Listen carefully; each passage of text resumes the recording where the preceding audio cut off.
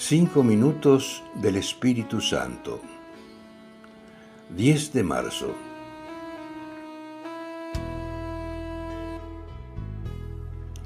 Podemos decir que en la revelación de las riquezas de Cristo hay una plenitud infinitamente más grande que los conceptos y esquemas de todos los teólogos y de la conciencia cristiana de cualquier época.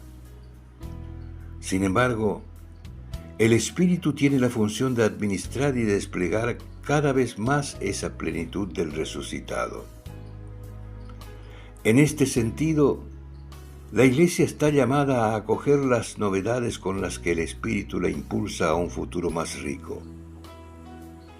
Pero para ello, debe asumir una actitud de pobreza receptiva más que una actitud de ostentación, por más que se sepa administradora de un depósito recibido de Cristo.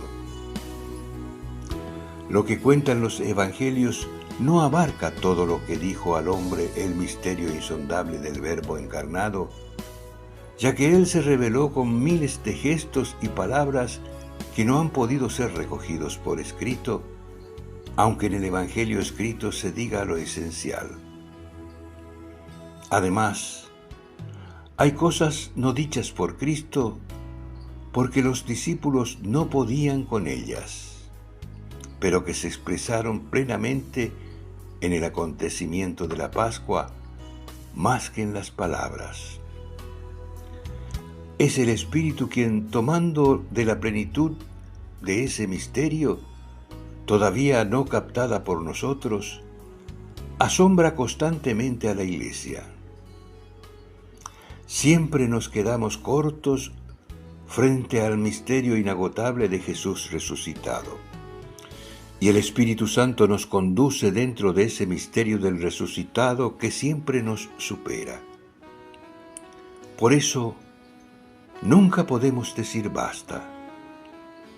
Y no es necesario que nos alejemos de Cristo para buscar novedades o riquezas desconocidas, ya que nunca lograremos agotar la interminable riqueza del Señor Jesús resucitado. Autor: Cardenal Víctor Manuel Fernández.